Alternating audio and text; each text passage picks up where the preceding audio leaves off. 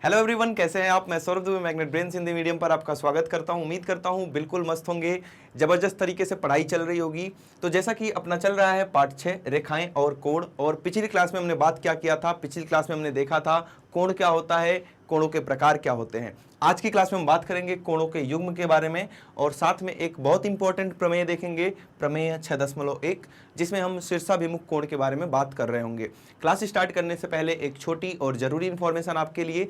जैसा कि आपको पता है मैग्नेट ब्रेन्स प्रोवाइड करता है हाई क्वालिटी एजुकेशन, जहां हिंदी मीडियम विद्यार्थियों को मिलती हैं 6ठी से लेकर 12वीं क्लास तक की सारी क्लासेज बिल्कुल फ्री ऑफ कॉस्ट, और वहीं इंग्लिश मीडियम स्टूडेंट्स को मिलती हैं KG to 12 सारी क्लासेज बिल्कुल फ्री ऑफ कॉस्ट। ये सारी क्लासेज यूट्यूब पर अवेलेबल हैं, यहाँ पर जाना है, सारी वीडियोज़ को देखना है, ज़बरदस्त तरीके से पढ़ाई करनी है।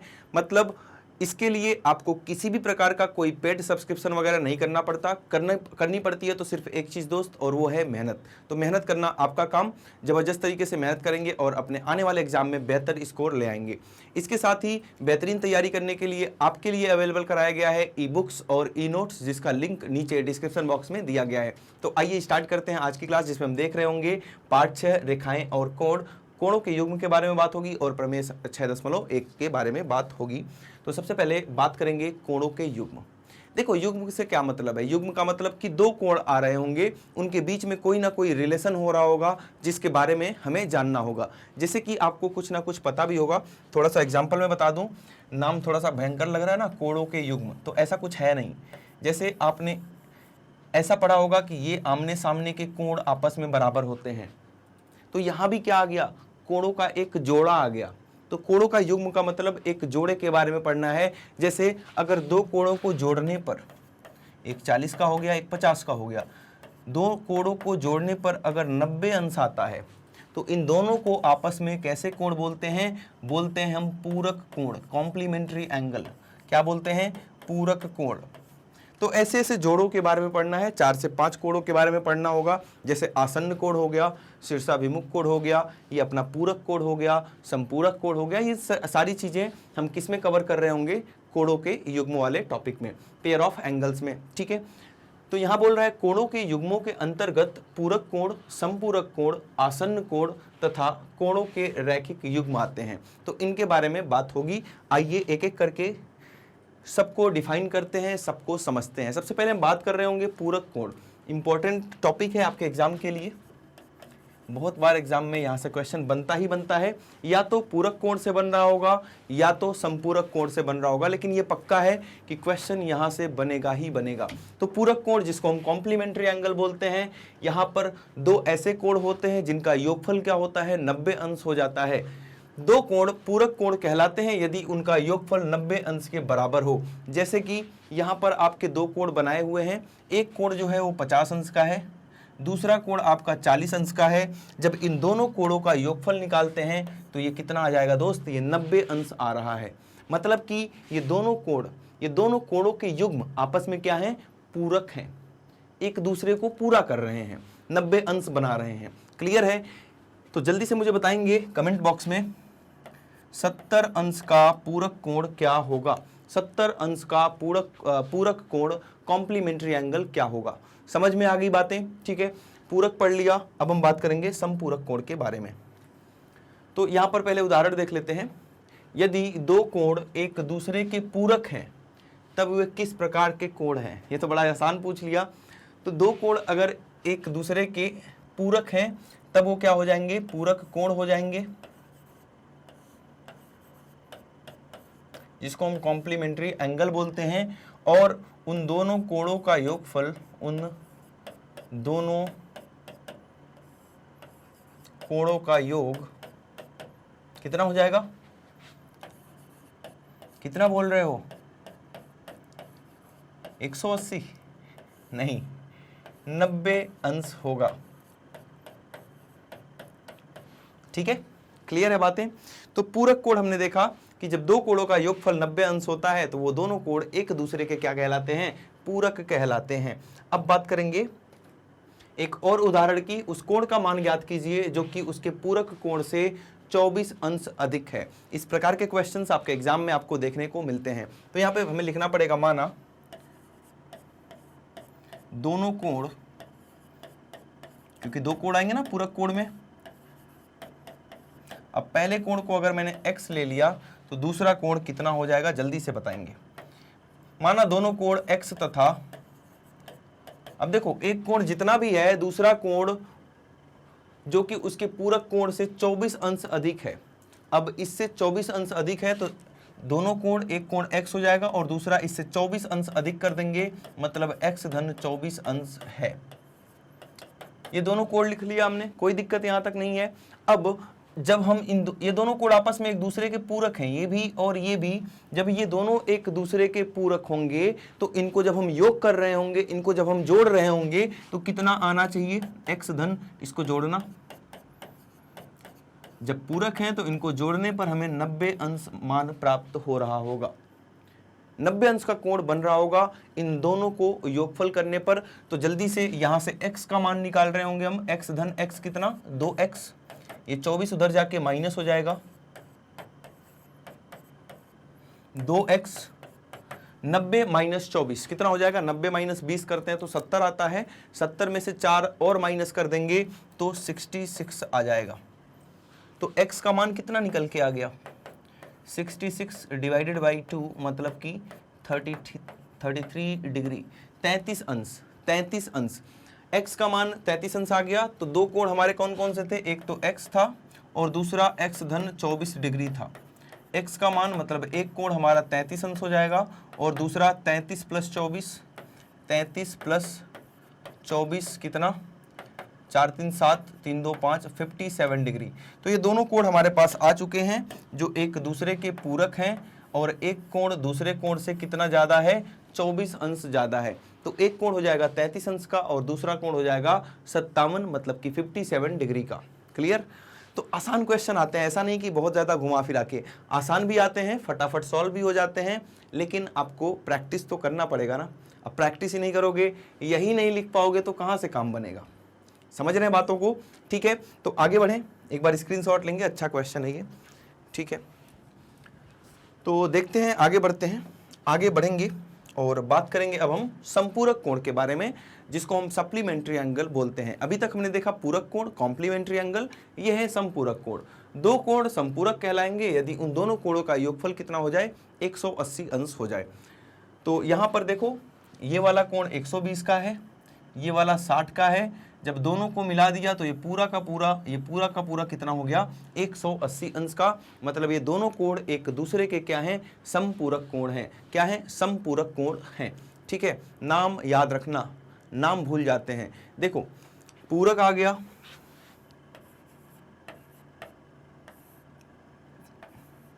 पूरा लिख दिया मैंने, कोई बात नहीं। मैं क्या बोल रहा हूं, अगर पूरक आ जाएगा तो 90 याद रखना है, समपूरक आ जाएगा तो 180 याद रखना है। याद रखेंगे आप, ठीक है, याद रखेंगे इसको, ठीक है, कोई दिक्कत तो नहीं है। याद रखना कि कैसे याद रखोगे, कभी कभी भूल जाते हैं ना हम एग्जाम में कि यार पूरक में क्या था, समपूरक में क्या था। या पता है क्या कंफ्यूज होते हो, यहाँ सम लिखा है, समकोण 90 का होता है तो ये 90 का होना चाहिए, वहीं गलत कर दोगे आप। ये सारी दिमाग में चीज़ें आती हैं जब हम एग्जाम देने बैठते हैं। चलो इसका कोई ट्रिक ढूंढ के इसको याद करते हैं। चलो संपू से याद करते हैं कुछ। संपू मतलब शैम्पू है ना, शैम्पू से तो संपूरक याद रहेगा। और शैम्पू 180 डिग्री, 180 डिग्री याद रखना, शैम्पू 180 डिग्री बस, ठीक है। शैम्पू जो है वो 180 डिग्री है, या 180 रुपये का शैम्पू मिलेगा। बड़ा वाला डब्बा खरीदने गए हो दुकान पर, वो कितने का है, 180 रुपये का है, याद रखना बस। शैम्पू 180 रुपये का मिलेगा, मतलब संपूरक क्या होगा, 180 डिग्री का होगा और बाकी के सभी 90 डिग्री, मतलब पूरक वाला 90 डिग्री का हो जाएगा। जैसे भी आप याद रख पाओ, ठीक है, जैसे भी आप याद रख पाओ, क्योंकि जो चीज़ें आपस में कन्फ्यूज करती हैं उनके लिए बेहतर होता है कोई ट्रिक बना लो जिससे कि गलत होने के चांसेज ही ना रहें, ठीक है। तो शैम्पू का डब्बा कितने का, 180 रुपये का, है ना, ठीक है। तो यदि दो संपूरक कोण 3:2 अनुपात में है, 3:2 के अनुपात में है, तो दो कोणों के मान ज्ञात कीजिए। संपूरक कोण है, आपको पता है जब भी ऐसा दिया रहता है तो हम मान क्या लेते हैं कि एक कोण 3x है तथा दूसरा कोण 2x है। माना दोनों कोण 3x तथा 2x डिग्री के हैं। 3x तथा 2x हैं, तथा 3x तथा 2x हैं। क्लियर? अब अगर दोनों कोण 3x और 2x के हैं तो ये दोनों संपूरक हैं, तो 3x धन 2x कितना हो जाएगा? सर संपूरक हैं तो शैम्पू 180 रुपए का, तो 180 डिग्री का। 3x धन 2x कितना हो जाएगा? 5x 180 degree. x 180 बटे 5 कितना? 36 आता है ये। हाँ ठीक है, 36 डिग्री। जब इसको काटेंगे तो 5 तियां 15, 3 18, 5 छक्का 30। ठीक है, तो 36 डिग्री आ जाएगा। x आ गया अपना 36 डिग्री। तो दोनों कोण कितने हो जाएंगे ये निकालेंगे। पहला कोण 3x था, दूसरा कोण 2x था, तो पहला कोण 3 गुणे 36 डिग्री कितना आ गया? 108 डिग्री। और दूसरा कोण दोस्त कितना हो जाएगा? 2 गुणे 36 डिग्री, मतलब कि 72 अंश का कोण। तो इन दोनों को आप जोड़ेंगे अगर तो 180 डिग्री आ जाएगा। इन दोनों का अगर आप अनुपात निकालेंगे तो 3:2 आ जाएगा। क्लियर है बातें? एक बार स्क्रीनशॉट लेंगे और हम देख रहे होंगे अपना अगला टारगेट क्या है। समझ गए ना? संपूरक, पूरक, ये सब। यहां देखो, किसी समकोण के 3/5वें भाग का संपूरक कोण ज्ञात कीजिए। तो समकोण का पहले तो निकालो ये कोण क्या है, यहां से यहां तक सॉल्व करो। तो समकोण का 3/5वां भाग क्या हो जाएगा? समकोण का 3/5वां भाग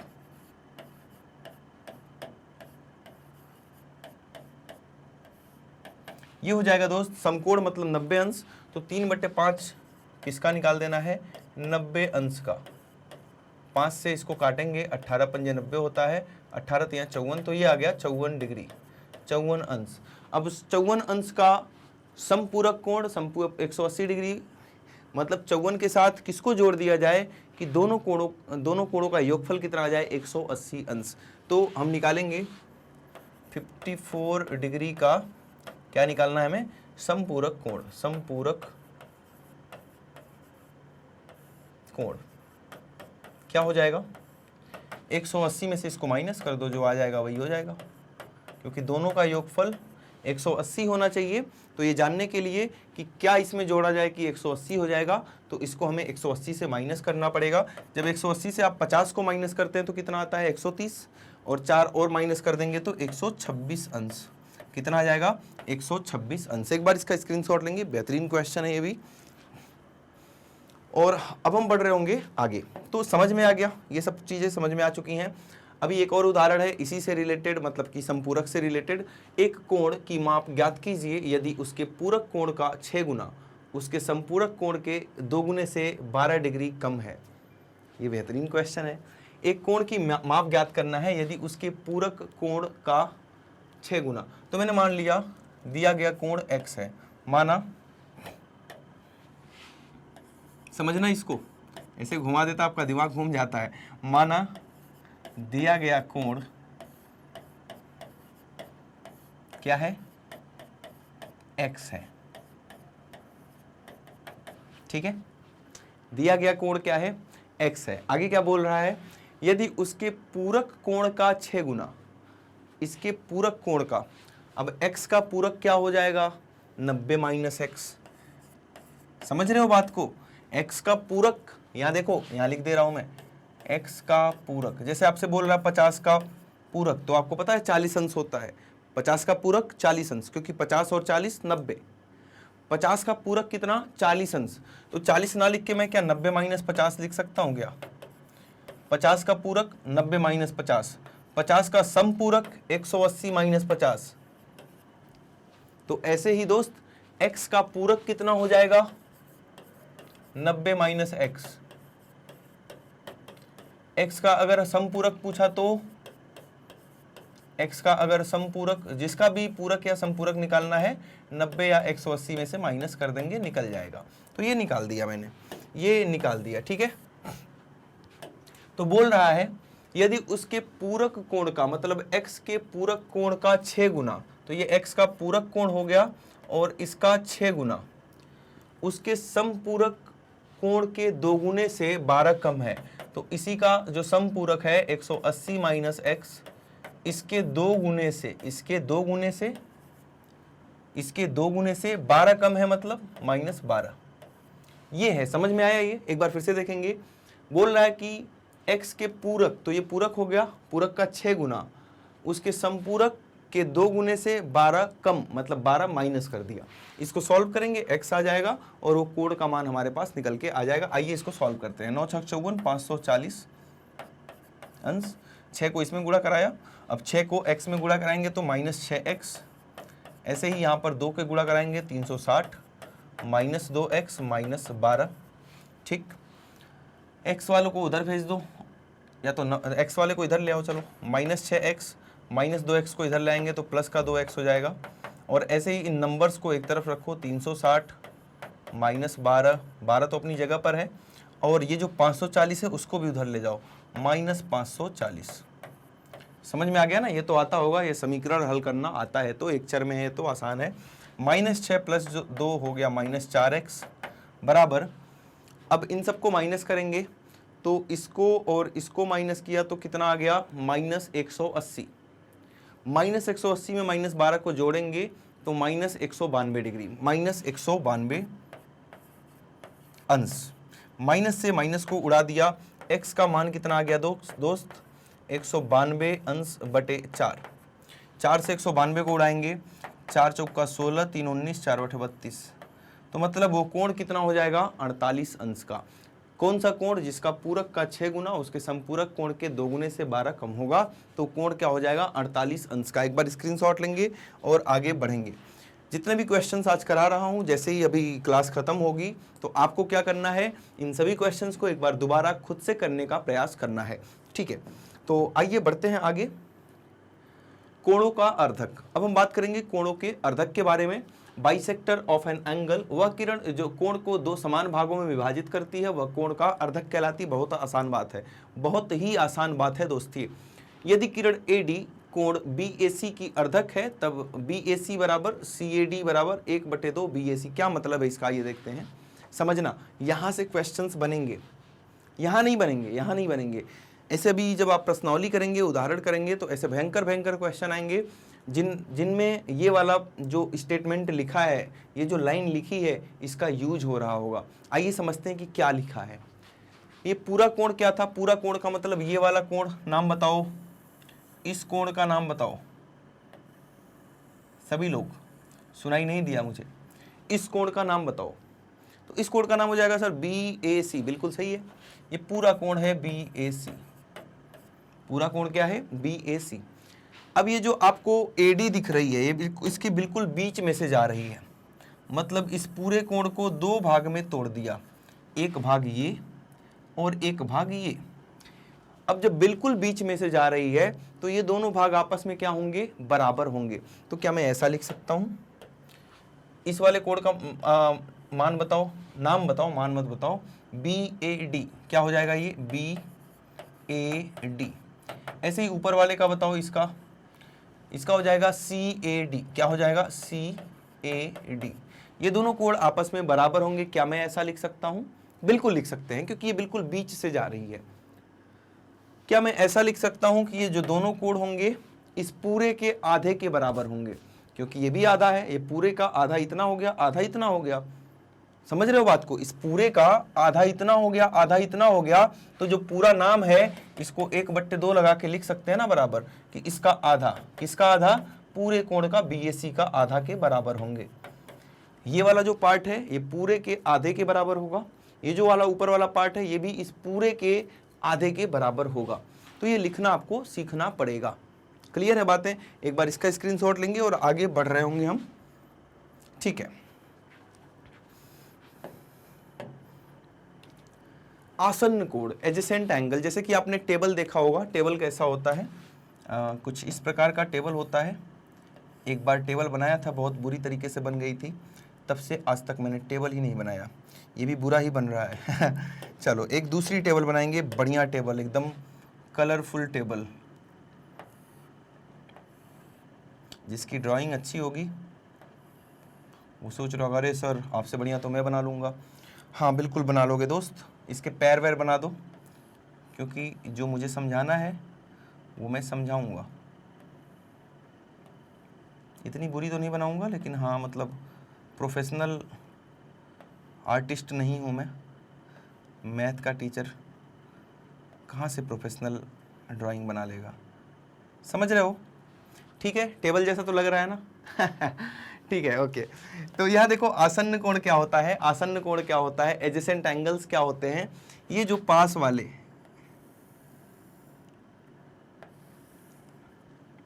पहले आसन्न भुजाएं बताना चाह रहा था मैं, इसलिए टेबल बनाया। पहले हम सीखेंगे आसन्न भुजाएं क्या होती हैं, क्योंकि इसके बारे में एडजेसेंट साइड्स, आसन्न भुजाएं। तो आसन्न का मतलब ही हो गया, एडजेसेंट का मतलब ही हो गया आसपास। क्या हो गया? आसपास। तो ये वाली जो येलो भुजा दिख रही है, ये वाली, इसके पास में कौन कौन सी, ए बी सी डी नाम लिख दो ना, ए बी सी डी। तो ए बी जो दिख रही है, ए बी की आसन्न भुजा कौन कौन सी है? तो ए बी के पास में एक तो ये ए डी है, जो भी पास में होगा बिल्कुल चिपका हुआ उसको हम आसन्न भुजा बोलेंगे। और ए बी के पास में ही दूसरा क्या है? तो दूसरा सर इसके पास में बी सी भी है। देखो ये ए बी की बात कर रहा हूँ, इसके पास में कौन कौन है? तो इसके पास में आपको ये ए डी भी दिख रहा है, और इसी के पास में आपको ये वाली जो मोटा कर दिया बी डी, ये बी डी भी दिख रहा है ना। और टेबल भी अच्छी बन गई। अब देखो, तो आपको ये आसन्न क्यों बोला? ए बी के आसन्न में दो भुजाएं हैं, एक ए डी है और एक बी सी है। आसन्न का मतलब बिल्कुल पास में, चिपका हुआ। तो इसी प्रकार से अगर मैं एक कोण बनाया ये वाला, एक कोण बनाया ये वाला, ध्यान से देखेंगे, ये वाला कोण बना दिया एक, जो आपको अभी दिख रहा है, एक ये वाला कोण बना दिया, ठीक है। अब इस कोण के आसन्न में, मतलब कि बिल्कुल चिपका हुआ एक और कोण बना दिया, ये वाला। तो ये दोनों कोण, एक ये वाला और एक ये वाला, ये दोनों एक दूसरे के कैसे कोण हैं? आसन्न कोण हैं। जैसे ये आसन्न भुजाएं थी, वैसे ही ये आसन्न कोण हैं। जब भी आसन्न कोण होंगे तो उसमें एक भुजा कॉमन होगी। जैसे ये वाली भुजा कॉमन है, यहाँ पे ये दोनों के साथ आ रही है, उभयनिष्ठ है। ये वाली भुजा क्या है? उभयनिष्ठ भुजा है। उभयनिष्ठ क्यों है दोस्त? क्योंकि ये इस कोण के साथ भी आएगी और इस कोण के साथ भी आएगी। आपने देखा कि जब हम कोण, आसन्न कोण बनाते हैं तो एक भुजा उभयनिष्ठ होती है, और जब हम आसन्न भुजाएं बनाते हैं तो उसमें एक बिंदु उभयनिष्ठ होता है। आसन्न भुजाओं में क्या उभयनिष्ठ होगा? एक बिंदु। ये वाला बिंदु यहाँ पर उभयनिष्ठ है इन दोनों में, और इन दोनों में देखेंगे तो ये वाला बिंदु उभयनिष्ठ है। टेबल और सुंदर बन गई। ठीक है, अपनी तारीफ कर लेता हूँ थोड़ी बहुत, क्या करूँ। मेरी बात समझ रहे हैं आप लोग कि किस प्रकार से हमने देखा कि आसन्न कोण में एक भुजा हमेशा उभयनिष्ठ होगी। तो जल्दी से बताएंगे, यहाँ पर एक कोण ये और एक कोण ये, इस कोण और इस कोण की बात कर रहा हूं। क्या ये दोनों आसन्न कोण हैं? नहीं, क्योंकि इसमें उभयनिष्ठ भुजा आपको नहीं मिल रही है। उभयनिष्ठ भुजा मिलती तब तो आसन्न कोण होते हैं। तो आइए इसको परिभाषित करते हैं। उभयनिष्ठ शीर्ष, यहां देखो, दो कोण आसन्न कोण कहलाते हैं। दो कोण आसन्न कोण कहलाते हैं यदि उनमें एक उभयनिष्ठ शीर्ष हो। पहले तो एक उभयनिष्ठ शीर्ष होना चाहिए, एक वर्टेक्स होना चाहिए, और एक उभयनिष्ठ क्या होनी चाहिए? एक उभयनिष्ठ दोस्त भुजा होनी चाहिए। और उनकी वे भुजाएं जो उभयनिष्ठ नहीं हैं, वो उभयनिष्ठ भुजा के विपरीत होना चाहिए। आइए समझते हैं दो बातें। पहली बात, उभयनिष्ठ शीर्ष होना चाहिए। आओ चेक करते हैं इसमें और इसमें उभयनिष्ठ शीर्ष है या नहीं है। तो पहले वाले में देखेंगे उभयनिष्ठ शीर्ष यहाँ पर है। सर यहाँ भी तो है उभयनिष्ठ शीर्ष, इस वाले का भी शीर्ष यही है, इस वाले का भी शीर्ष यही है। तो यहाँ दोनों में ही उभयनिष्ठ शीर्ष मिल रहे हैं। लेकिन उसके साथ साथ, उभयनिष्ठ शीर्ष के साथ साथ हमें उभयनिष्ठ भुजाएं भी चाहिए। तो उभयनिष्ठ भुजा की अगर मैं बात करूं तो ये यहाँ पर उभयनिष्ठ भुजा मिल रही है सर, तो ये तो दोनों आसन्न कोण हो जाएंगे। लेकिन यहाँ पर उभयनिष्ठ भुजा नहीं मिल रही है, इसीलिए ये दोनों आसन्न कोण नहीं होंगे। और सबसे लास्ट में लिखा है क्या? कि उभयनिष्ठ भुजा के विपरीत और स्थित होनी चाहिए। बाकी की दो भुजाएं, मतलब एक भुजा ये, भुजा 1 नाम रख दो इसका, एक भुजा ये, बाकी की दो भुजाएं उभयनिष्ठ भुजा के एक इधर होना चाहिए तो दूसरा इधर, मतलब दोनों विपरीत होने चाहिए। क्लियर है बातें? एक बार स्क्रीनशॉट लेंगे आसन्न कोण का, एडजेसेंट एंगल का, और अब हम बढ़ रहे होंगे आगे। ठीक है, यहाँ पे क्या दिया है, यहाँ ABC।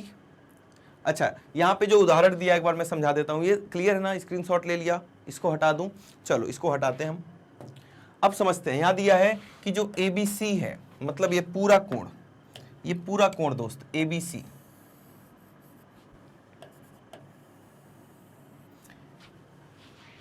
तथा ABD, इस पूरे कोण के साथ किसको जोड़ रहा है, ABD, मतलब कि ये मैं दूसरी लाइन, थोड़ी सी दोनों लाइन एक ही लाइन पे बना रहा हूं जिससे आपको लाल हरा दोनों दिखे।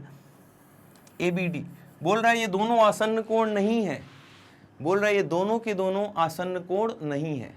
अभी मैंने जो सिखाया था, मैं इसकी और इसकी बात कर रहा था, इसकी और इसकी बात कर रहा था, ये दोनों तो आसन्न थे। लेकिन अभी किसकी किसकी बात हो रही है, अभी बात हो रही है एक तो इसकी हरे वाले की और एक पूरे की, मतलब यहां से लेके यहां तक की। तो ये दोनों आसन्न कोण आपस में नहीं है। आ रही है बात समझ में, ये दोनों आपस में आसन्न कोण क्यों नहीं है, क्योंकि अच्छा इसमें आपको ये तो दिख रहा है कि सर इसमें तो उभयनिष्ठ शीर्ष भी है, एक कॉमन उभयनिष्ठ भुजा भी है, तब क्यों आसन्न कोण नहीं है। सबसे लास्ट में क्या बताया था कि जो बाकी की भुजाएं हैं, भुजा 1, यहां पर भुजा 1 ये हो गई, भुजा 2 ये हो गई, जो बाकी की जो दोनों भुजाएं हैं वो इस उभयनिष्ठ भुजा के एक इधर होना चाहिए तो दूसरा उधर होना चाहिए, उभयनिष्ठ भुजा के विपरीत में होना चाहिए। यहाँ पर दोनों भुजाएं उभयनिष्ठ भुजा के एक ही तरफ आ गई। अब एक ही तरफ आ गई तो क्या, आसन्न कोण नहीं होगा। जो मैंने इससे पहले एग्जाम्पल दिया था, कहीं आप कंफ्यूज ना हो, इसके लिए मैं उसको दोबारा एक फटाफट अंदाज में इसको बता देता हूं। यहां हम बात कर रहे थे, ऐसा ही बना दिया, इस कोण और इस कोण के बारे में। ये दोनों आपस में आसन्न कोण हैं, क्योंकि ये यहां पर बीच वाली भुजा उभयनिष्ठ भुजा हो रही है, दोनों में तो ये वाली आ रही है, तो ये उभयनिष्ठ हो गई, ये भुजा 1 हो गई, और ये आपकी भुजा 2 हो गई। ये आपकी भुजा, आपकी नहीं मतलब इस कोण की, हमारे पास भी तो 2 भुजाएं हैं, ये आपकी भुजा 2 हो गई। क्लियर है बातें। तो यहाँ पर देख सकते हैं उभयनिष्ठ के एक इधर आ रही है, एक इधर आ रही है, लेकिन यहाँ पर आप देख रहे हैं कि उभयनिष्ठ भुजा के दोनों तरफ ही भुजाएं हैं, विपरीत में नहीं है, तो ये आसन्न कोण नहीं होगा, ये वाला आसन्न कोण हो जाएगा। तो एक बार इसका भी स्क्रीनशॉट लेंगे दोस्त, ठीक है। क्लियर है एडजेसेंट एंगल क्या होता है, बिल्कुल बहुत इंपॉर्टेंट टॉपिक है ये, एग्जाम में क्वेश्चन आ जाता है, अच्छे अच्छे धुरंधर धराशायी हो जाते हैं, नहीं कर पाते हैं इसको, तो बिल्कुल इसको तोड़ देना है, फोड़ देना है, इसके साथ डरना नहीं है, ठीक है। आगे बात समझ में, आसन्न कोण क्या होते हैं। अब बात करेंगे कोणों का रैखिक युग्म, इंपॉर्टेंट टॉपिक है ये भी, कोणों का रैखिक युग्म, लीनियर पेयर ऑफ एंगल्स, दो ऐसे आसन्न कोण जिनकी उभयनिष्ठ भुजा के अतिरिक्त अन्य 2 भुजाएं एक सीधी रेखा बनाती हैं, कोणों का रैखिक युग्म कहलाता है। सिंपल सी बात है, सिंपल सी बात है दोस्त कि ऐसे एक लाइन है अगर, तो 180 अंश का यहाँ पर कोण बन रहा होगा। आइए देखते हैं कैसे बनेगा। तो ये यहाँ से पूरा एक स्ट्रेट लाइन, एक सीधी रेखा आपको बना देनी है। तो ये तो आप सभी को पता होगा कि ये जो कोण बन रहा है बी पॉइंट पर, ये कितने का है, ये पूरा का पूरा 180 अंश का है, इसमें कोई डाउट नहीं है। जब हम इस कोण को 2 भागों में विभाजित कर देंगे, किससे, इस रेखा से, इस रेखा से इसको हमने क्या किया, 2 भागों में विभाजित कर दिया, मतलब अब इन दोनों को जब हम जोड़ेंगे तो कितना आ जाएगा, 180 अंश। तो ऐसे युग्म को हम क्या बोलते हैं दोस्त, रैखिक युग्म। यहाँ पर कैसे बताया गया है, कोणों का रैखिक युग्म क्या होता है, 2 ऐसे आसन्न कोण, क्योंकि ये दोनों आसन्न कोण हैं, एडजेसेंट एंगल हैं। एक तो आपको ये येलो वाला दिख रहा होगा और दूसरा आपको ये ग्रीन वाला कोण दिख रहा होगा, दिख गया दोनों। मैंने लाइन थोड़ी मोटी इसलिए बनाई है क्योंकि आपको येलो और ग्रीन दोनों अच्छे से दिखे। अब ये दोनों क्या है, आसन्न कोण है। आसन्न कोण क्यों है, अभी पढ़ के आए हैं कि ये वाली उभयनिष्ठ भुजा है, ये वाली भुजा क्या है दोस्त, उभयनिष्ठ है, ये वाली भुजा 1 है, BA ये भुजा 1 है, और दूसरी भुजा ये वाली भुजा 2 है, ये भुजा 2 है। तो आप देख सकते हैं कि इसमें वर्टेक्स जो है, जो शीर्ष है, कॉमन है, उभयनिष्ठ है। उभयनिष्ठ भुजा के एक तरफ दूसरी भुजा है और एक तरफ दूसरी भुजा है, दोनों अपोजिट साइड हैं। क्लियर है बातें, कोई दिक्कत वाली बात यहाँ तक नहीं है, ठीक है। तो वही बोल रहा है कि दो ऐसे आसन्न कोण जिनकी उभयनिष्ठ भुजा के अतिरिक्त अन्य दो भुजाएं एक सीधी रेखा बनाती हों।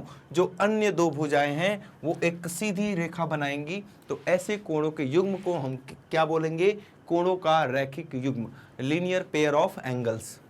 क्लियर है? आसान है। बस ये समझ लेना कि ऐसे एक सीधी रेखा बन जाए, मतलब 180 अंश का कोण बन जाए यहाँ पर, और इसके बीच में एक लाइन आ जाए, बात खत्म।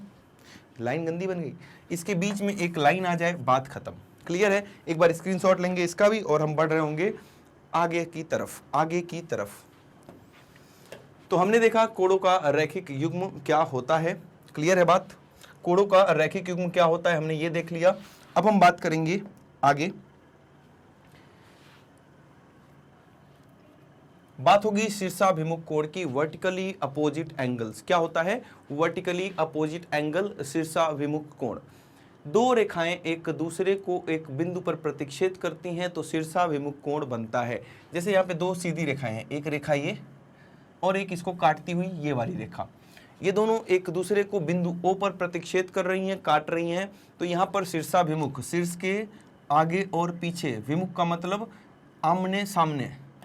तो ये वाला जो कोण आपको दिख रहा है दोस्त, जो ये वाला आपको कोण दिख रहा है ना, वो इस कोण के क्या हो जाएगा? बराबर हो जाएगा।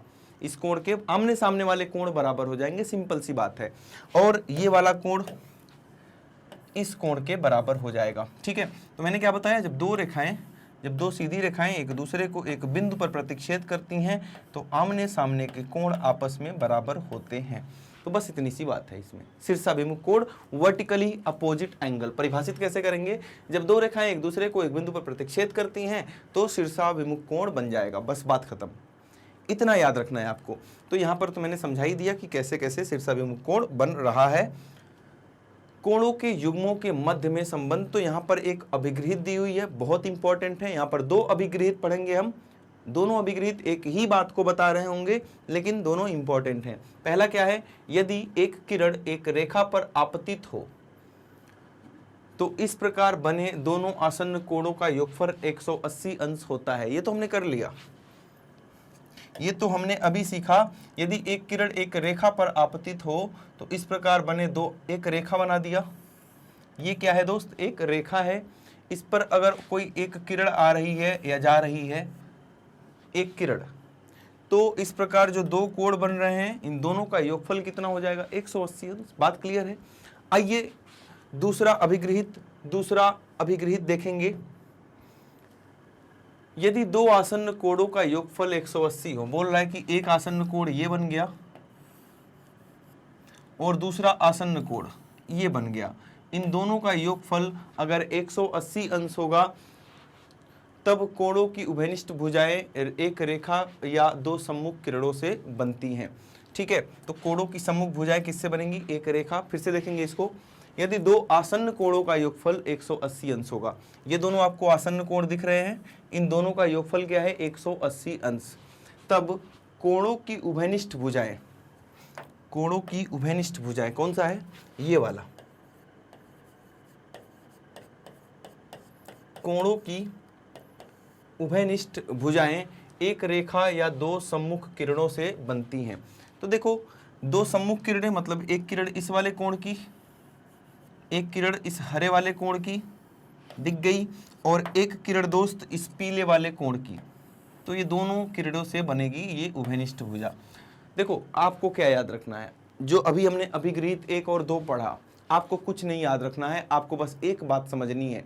आपको बस एक बात समझनी है कि जब भी एक रेखा होगी और दो आसन्न कोण, मतलब इस प्रकार का कुछ पिक्चर बन रहा होगा जहां इन दोनों कोणों का योगफल 180 अंश होगा, तो इसको हम लीनियर पेयर बोलेंगे। ठीक है, जैसे कि अभी हमने पीछे वाले में देखा था, इसमें क्या बोल रहे थे इसको? लीनियर पेयर यहाँ नहीं दिया है, कोई बात नहीं, आगे बढ़ते हैं। लीनियर पेयर नहीं दिया है।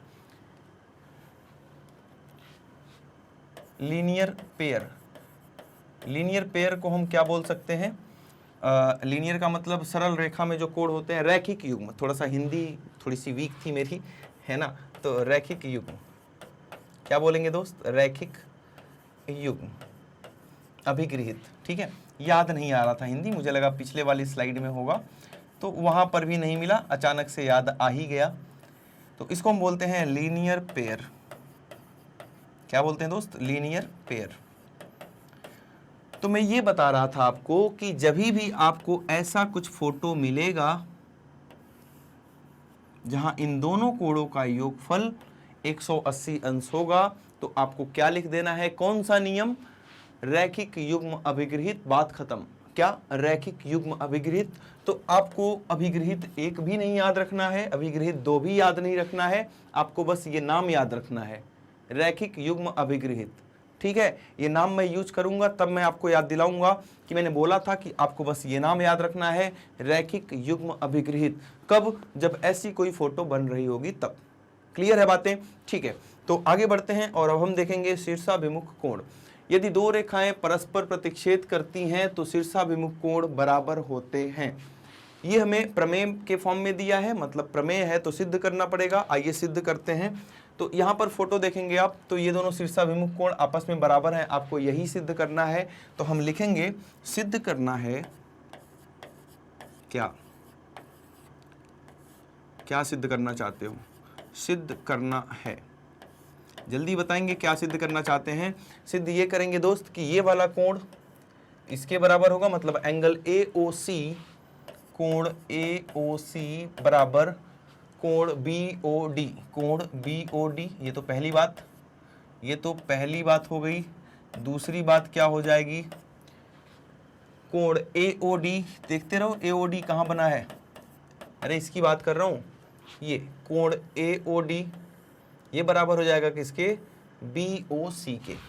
तो आपको ये बातें सिद्ध करनी है कि ये दोनों बातें आपको सिद्ध करनी है। आप किस प्रकार से सिद्ध करेंगे आइए देखते हैं। यहाँ पर आप क्या कर सकते हैं, सबसे पहले पहला वाला सिद्ध करते हैं, फिर दूसरा वाला इसी प्रकार से कर देंगे। पहला वाला कैसे सिद्ध करेंगे? देखिए यहाँ पर CD एक सरल रेखा है,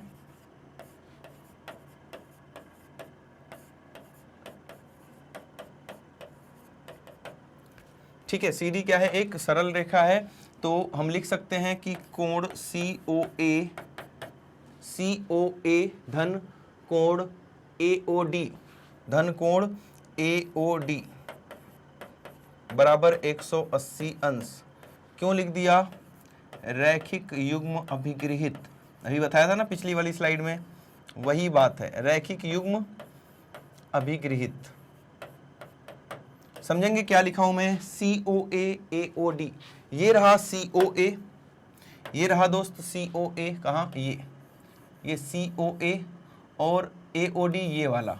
मैं बता रहा हूं कि इन दोनों को जोड़ने पर 180 अंश आएगा, क्योंकि एक सीधी रेखा के एक तरफ बने कोण हैं, एक सीधी रेखा के एक तरफ बने कोण हैं, या रैखिक युग्म अभिगृहित बोलेंगे इसको। क्या बोलेंगे? रैखिक युग्म अभिगृहित। आगे बात समझ में यहाँ तक? इसको बना दिया समीकरण संख्या 1। अब बात करेंगे इस वाले रेखा की। यहां पर ये AB एक सरल रेखा है, दिख गई? AB एक सरल रेखा है। क्या लिखेंगे? AB एक सरल रेखा है, सरल रेखा है,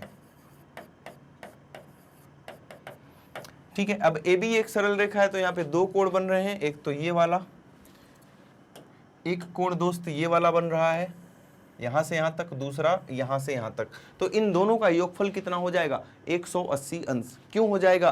रैखिक युग्म अभिगृहित से। तो लिखो AOD कोण AOD धन दूसरा कोण क्या है? BOD बराबर 180 अंश। क्यों बोलेंगे? रैखिक युग्म अभिगृहित। क्या बोलेंगे? रैखिक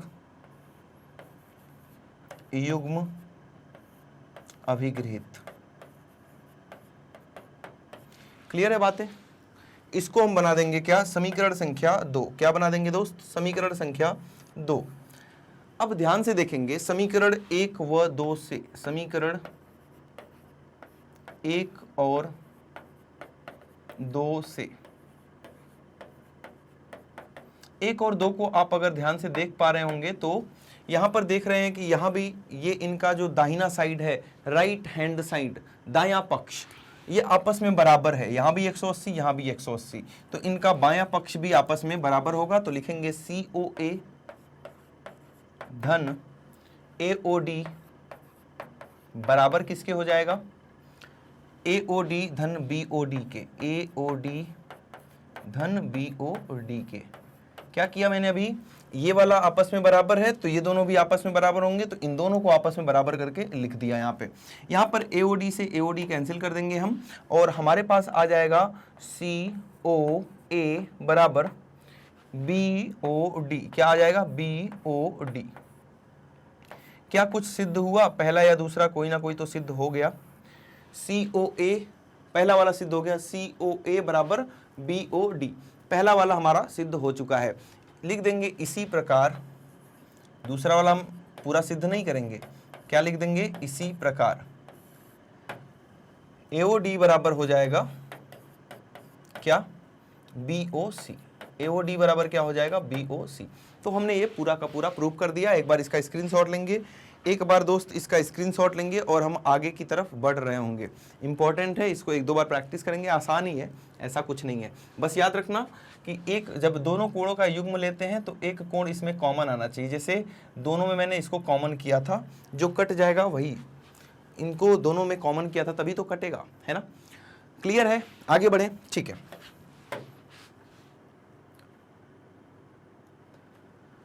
अब कुछ उदाहरण की बात कर लेते हैं। अब तक तो हमने कॉन्सेप्ट की बात की, है ना? कॉन्सेप्ट की बात की, कुछ उदाहरण देख चुके हैं।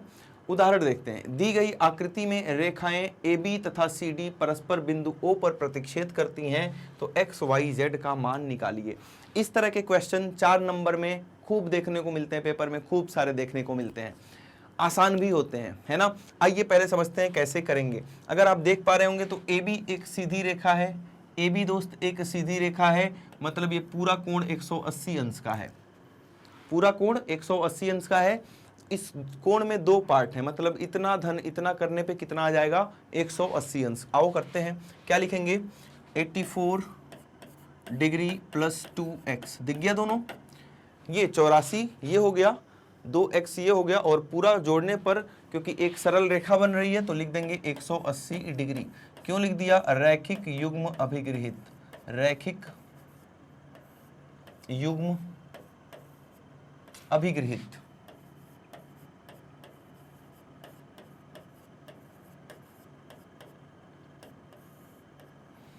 ठीक है, कोई दिक्कत वाली बात नहीं है, बहुत बढ़िया। यहां से x का मान निकाल लो ना, फिर टेंशन किस बात की? 180 माइनस 84 डिग्री, 180 में से 80 माइनस करेंगे तो 100 आ जाएगा, और 100 में से 4 और माइनस करेंगे तो 96 आ जाएगा। तो 96 डिग्री x का मान आ जाएगा। 96 डिवाइडेड बाई 2 कितना हो गया? 48 अंश का कोण बन जाएगा। यहाँ पर x कितना? 48 अंश का कोण आपके पास मिल जाएगा। तो x आ चुका है। अब ध्यान से देखो दूसरी बात, अब किसी और को पकड़ते हैं। अब पकड़ लेते हैं इन दोनों को। ये भी तो एक सीधी रेखा है, CD दिख रही है ना? CD क्या है? एक सीधी रेखा है। तो हम लिखेंगे कि 2x धन z, 2x धन z, मतलब CD को पकड़ रहे हैं, ये 2x हो गया, ये z हो गया, और ये पूरा मिला के 180 अंश का कोण बन रहा है। तो लिख देंगे बराबर 180 अंश। क्यों? रैखिक युग्म अभिगृहित, बोला था ना इंपॉर्टेंट है, देख रहे हो फटाफट यूज हो रहा है। रैखिक युग्म अभिगृहित,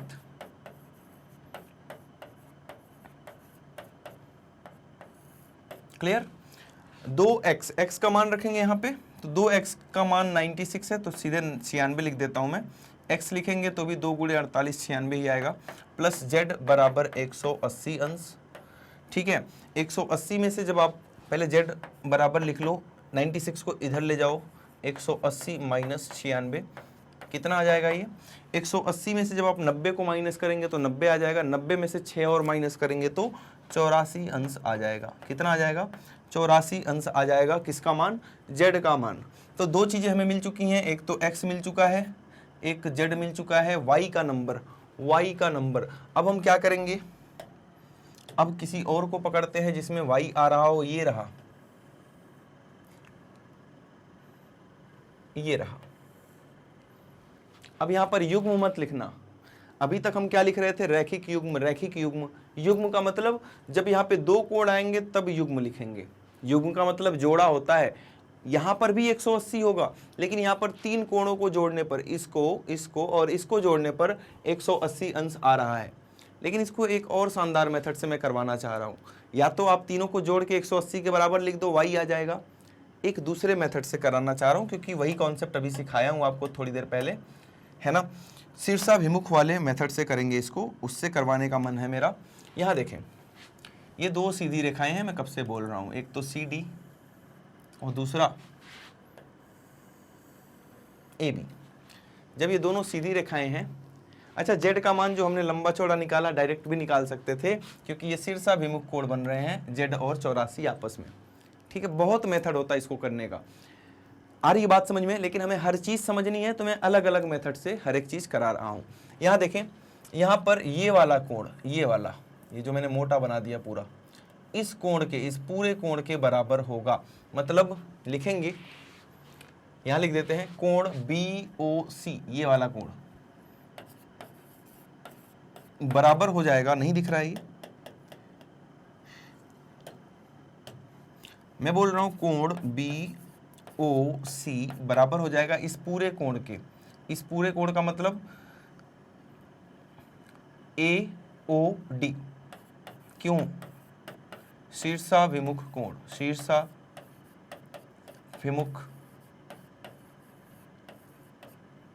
कोण, शीर्षाभिमुख कोण। क्लियर है? ये शीर्षाभिमुख कोण हो जाएगा। BOC का मान कितना है, 2x। अब AOD यहां से लगाए यहां तक, ये पूरा AOD है, मतलब 75 plus y, 75 degree plus y। ठीक है, x का मान आपको पहले से ही पता है, तो 2x की जगह 96 रखेंगे, 96 रखेंगे, 75 को इधर ले आएंगे, -75 बराबर y। तो 96, 6 - 5 1, 9 - 7 2, तो y का मान कितना आ जाएगा दोस्त, 21 अंश। y का मान कितना आ जाएगा, 21 अंश। तो x भी आ गया, y भी आ गया और z भी आ गया। एक बार इसका स्क्रीनशॉट ले लेंगे। क्लियर हो रही हैं चीजें, समझ में आ रहा है क्वेश्चन? अभी तो बहुत सारे क्वेश्चन करेंगे, ये तो बस शुरुआत है, ये तो स्टार्टिंग है अभी, ये तो दोस्त अभी स्टार्टिंग है, अभी बहुत सारे क्वेश्चंस करेंगे। उदाहरण दो, आज नहीं बहुत सारे क्वेश्चन करेंगे, मतलब इससे रिलेटेड बहुत सारे क्वेश्चंस करेंगे, है ना। क्योंकि ये बार बार एक क्वेश्चन ऐसा एग्जाम में 100% देखने को मिलेगा आपको, और वो भी 4 नंबर का, तो एकदम धुआंधार प्रैक्टिस कर देनी है इस पे। तो यहाँ देखते हैं, यहाँ क्या है, दी गई आकृति में ये सब चीज़ें ठीक हैं। y का मान ज्ञात कीजिए, यहाँ क्या लिखा है वो देख लेना, y का मान ज्ञात कीजिए, क्योंकि यही लिखा है यहाँ पे कि इसका मान इतना है, इसका मान 2y, इसका मान 5y। y का मान ज्ञात कीजिए। आइए y का मान ज्ञात करते हैं। कैसे? अब ध्यान से देखो, जब ये 5y है तो इसके सामने ये शीर्षाभिमुख कोण, क्योंकि ये दोनों सीधी रेखाएं हैं, तो ये भी 5y हो जाएगा। पहले तो ये बात लिख लो, ऐसे तो काम नहीं चलेगा ना। लिखेंगे BOC एंगल BOC बराबर हो जाएगा AOD के। BOC कितना है भाई, 5y, तो AOD भी कितना हो गया, 5y। ये बात क्लियर है कि AOD का मान तो 5y हो जाएगा। ये जो आपको AOD दिख रहा है ऊपर वाला, इसका मान दोस्त कितना हो जाएगा, 5y। कोई दिक्कत? क्लियर है ना? क्यों यहाँ क्यों नहीं लिखा? क्यों लिखना तो बहुत जरूरी है, टीचर तो यही देखता है क्यों नहीं लिखा है। नंबर उड़ा दो, नंबर उड़ाओ इसका। शीर्षाभिमुख कोण,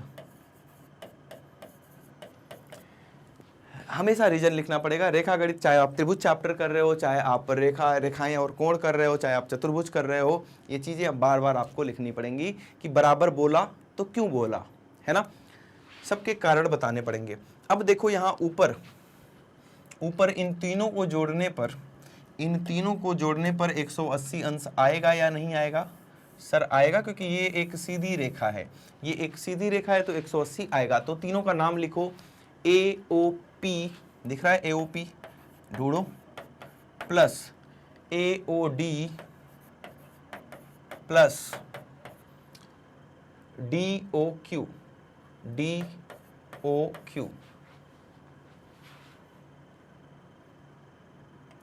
बराबर 180 अंश। अब यहां पर आप रैखिक युग्म अभिगृहित नहीं लिख सकते हैं क्योंकि ये 3 कोण हैं, युग्म नहीं है, ये तो 3 आ गए। तो क्या लिखेंगे, सरल रेखा PQ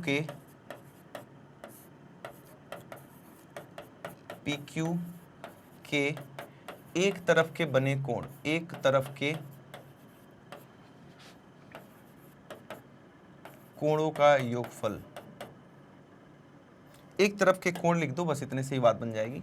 एक तरफ कोई भी सरल रेखा है तो एक तरफ के जितने भी कोण होंगे उन सभी का योगफल हमेशा कितना हो जाएगा, 180 अंश हो जाएगा। तो सबका मान कितना है, 5y 5y 2y, तो लिख दो 5y, इसका भी 5y और इसका भी 5y बराबर 180 अंश। 5 5 10 5 15y बराबर 180 अंश। y का मान कितना आ जाएगा, 180 अंश बटे 15, 15 गुणे 12 180 होता है, तो ये 12 अंश आ जाएगा। 180 आएगा ना, हाँ ठीक है, 12 अंश आ जाएगा। y का मान कितना आ जाएगा दोस्त, 12 डिग्री 12 अंश। एक बार स्क्रीनशॉट लेंगे इसका फटाफट से, ठीक है, ओके, बहुत बढ़िया, बहुत ही बेहतरीन। तो आज की क्लास में हमने बहुत सारी चीज़ें की, मतलब कि कोणों के युग्म के बारे में बेसिकली बात की, बहुत इंपॉर्टेंट बात थी। मतलब ये कॉन्सेप्ट आपके पूरा रेखागणित में चलने वाला है ना। और उससे रिलेटेड कुछ प्रश्न भी किए, कुछ कॉन्सेप्ट देखे, प्रश्न किए, ये सारी चीज़ें की। तो दोस्त आपको आई होप कि ये पूरी क्लास बहुत ही बेहतरीन तरीके से समझ में आ चुकी होंगी। तो वीडियो को जल्दी से लाइक कर देंगे, चैनल पर नए हैं तो सब्सक्राइब कर लेंगे, जिससे कि आपको सभी ज़रूरी अपडेट्स मिलती रहें। और अपने प्यारे से कमेंट्स जो आप हमेशा करते हैं उसको करना नहीं भूलना है। और एक छोटी और ज़रूरी बात आपके लिए, उसके बाद आज की क्लास यहीं समाप्त करेंगे हम। जैसा कि आपको पता है मैग्नेट ब्रेन्स प्रोवाइड करता है हाई क्वालिटी एजुकेशन, और ये हमारे टॉप कोर्सेज हैं जो इंग्लिश और हिंदी दोनों ही माध्यम में उपलब्ध हैं। हम CBSE बोर्ड के साथ साथ अदर स्टेट बोर्ड्स भी कवर कराते हैं, जिसमें Delhi board, Bihar board, UP board, MP board और राजस्थान बोर्ड है। इसके साथ ही हम वैदिक मैथ्स क्रैश कोर्स और स्पोकन इंग्लिश की भी क्लासेज अवेलेबल कराते हैं। आप हमें अदर सोशल मीडिया नेटवर्क्स पर फॉलो करना नहीं भूलेंगे, और साथ में ई-नोट्स और ई-बुक्स को ग्रैब करना नहीं भूलेंगे, जिसका लिंक नीचे डिस्क्रिप्शन बॉक्स में दिया गया है। तो अपना ख्याल रखेंगे, मैथ्स की बढ़िया बेहतरीन प्रैक्टिस करते रहेंगे। आज के लिए इतना ही था, थैंक यू सो मच।